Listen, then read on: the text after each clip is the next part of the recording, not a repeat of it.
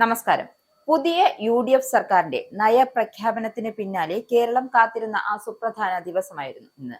ഇടതുപക്ഷത്തെ തകർത്തെറിഞ്ഞുകൊണ്ട് അധികാരത്തിലെത്തിയ UDF സർക്കാരിന്റെ ദിശാസൂചകമായ ബഡ്ജറ്റാണ് ഇന്ന് മുഖ്യമന്ത്രി VD സതീശൻ നിയമസഭയിൽ അവതരിപ്പിക്കുന്നത്.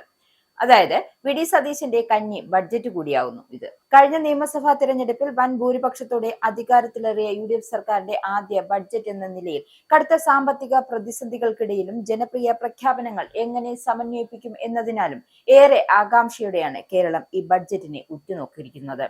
എന്തായാലും ഇതോടെ കേരളത്തിന്റെ ചരിത്രത്തിൽ മുഖ്യമന്ത്രി പദത്തിലിരുന്ന് ബഡ്ജറ്റ് അവതരിപ്പിക്കുന്ന അപൂർവ നേതാക്കളുടെ പട്ടികയിൽ കൂടി VD സതീശൻ ഇടം പിടിച്ചു. R ശങ്കർ, ഉമ്മൻചാണ്ടി എന്നിവർക്ക് ശേഷമാണ് ധനവകുപ്പ് കൈകാര്യം ചെയ്ത ബഡ്ജറ്റ് അവതരിപ്പിക്കുന്ന നാലാമത്തെ കോൺഗ്രസ് മുഖ്യമന്ത്രി കൂടിയാണ് ഇദ്ദേഹം. സംസ്ഥാനത്തെ ആഗോള തുറമുഖ വാണിജ്യ ഹബ്ബാക്കി മാറ്റുക എന്ന ലക്ഷ്യത്തോടെയുള്ള മിഷൻ സമുദ്ര ഉൾപ്പെടെയുള്ള പമ്പൻ വികസന പദ്ധതികളുടെ പ്രഖ്യാപനം കൂടി ഇന്ന് ഉണ്ടാകും. അതായത് കേരളത്തിന്റെ നീണ്ട തീരദേശത്തെയും തുറമുഖങ്ങളുടെയും പരമാവധി പ്രയോജനപ്പെടുത്തിക്കൊണ്ടുള്ള ഒരു ബ്ലൂ ഇക്കണോമിക് മാസ്റ്റർ പ്ലാൻ ആകും ഇത്. കൂടാതെ തിരഞ്ഞെടുപ്പ് കാലത്ത് UDF മുന്നോട്ട് വെച്ച ജനപ്രിയ വാഗ്ദാനങ്ങളായ ഇന്ദിരാ ഗ്യാരണ്ടി പദ്ധതികൾക്കും ബഡ്ജറ്റിൽ പണം വകയിരുത്തും. കോളേജിൽ പഠിക്കുന്ന പെൺകുട്ടികൾക്ക് പ്രതിമാസം 1000 രൂപ വീതം നൽകുന്ന സ്കോളർഷിപ്പ് പദ്ധതി ഈ അധ്യയന വർഷം തന്നെ നടപ്പിലാക്കുമെന്നാണ് സർക്കാർ പ്രഖ്യാപിച്ചിരുന്നത്. ഇതിനായുള്ള കൃത്യമായ റോഡ് മാപ്പ് ബഡ്ജറ്റിൽ ഉണ്ടാകും. കാരുണ്യ പദ്ധതിക്ക് പകരമായി വിഭാവനം ചെയ്യുന്ന ഉമ്മൻചാണ്ടി ഹെൽത്ത് ഇൻഷുറൻസ് പദ്ധതി, യുവാക്കൾക്കുള്ള പലിശരഹിത വായ്പകൾ, സാമൂഹ്യക്ഷേമ പെൻഷൻ വർധനവ് എന്നിവയെക്കുറിച്ചുള്ള നിർണായകമായ പ്രഖ്യാപനങ്ങളും ഇന്ന് ജനങ്ങൾ പ്രതീക്ഷയർപ്പിച്ച് കാത്തിരിക്കുന്നുണ്ട്.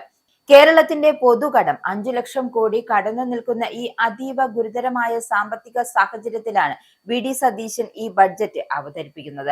സർക്കാർ പുറത്തുവിട്ട ധനകാര്യ വകുപ്പ് ധവളപത്രം സംസ്ഥാനത്തിന്റെ ദയനീയമായ സാമ്പത്തിക അവസ്ഥ വ്യക്തമാക്കുന്നതായിരുന്നു. മുൻ സർക്കാർ ജനുവരിയിൽ അവതരിപ്പിച്ച ബഡ്ജറ്റിലെ വരുമാന കണക്കുകളും യഥാർത്ഥ വരുമാനവും തമ്മിൽ വലിയ അന്തരമുണ്ട് എന്നാണ് പുതിയ സർക്കാരിന്റെ വാദം.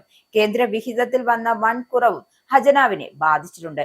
ഈ സാഹചര്യത്തിൽ ക്ഷേമ പദ്ധതികൾക്ക് പണം കണ്ടെത്താനും ഖജനാവ് നിറയ്ക്കാനുമായി കടുത്ത വരുമാന സമാഹരണ നടപടികളിലേക്ക് സർക്കാരിന് കടക്കേണ്ടതായി വരും. എന്തായാലും നികുതി പിരിവ് ഊർജിതമാക്കൽ, ധൂർത്ത് ഒഴിവാക്കൽ, തനത് വരുമാനം വർദ്ധിപ്പിക്കാനുള്ള പുതിയ മാർഗങ്ങൾ എന്നിവ ബഡ്ജറ്റിൽ നിർദ്ദേശിക്കുക.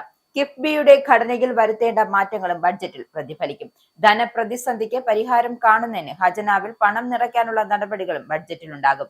മദ്യവില വർധനവ്, മദ്യത്തിന് പ്രത്യേക സെസ്, ഭൂമിയുടെ ന്യായവില വർദ്ധിപ്പിക്കൽ തുടങ്ങിയ നിർദ്ദേശങ്ങൾ വരുമാന വർധനവിന് സർക്കാരിന്റെ പരിഗണനയിലുണ്ട് എന്നാണ് വിവരം. വെറുമൊരു ഭരണാധികാരിയായല്ല, മറിച്ച് തനിക്കു നേരെ ഉയർന്ന രാഷ്ട്രീയ വെല്ലുവിളികളെ തഴയലുകളെയും ജനപിന്തുണയുടെ കരുത്തിൽ മറികടന്ന് ധനവകുപ്പിന്റെ ചെങ്കോലും കൈകളിലേന്തിയാണ് സതീശൻ ജനങ്ങളിലേക്ക് ബഡ്ജറ്റുമായി എത്തുന്നത്.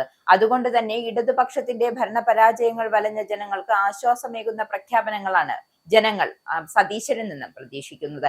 എന്താവും ബഡ്ജറ്റ് എന്ന് നമുക്ക് ഏതാനും നിമിഷങ്ങൾക്കുള്ളിൽ തന്നെ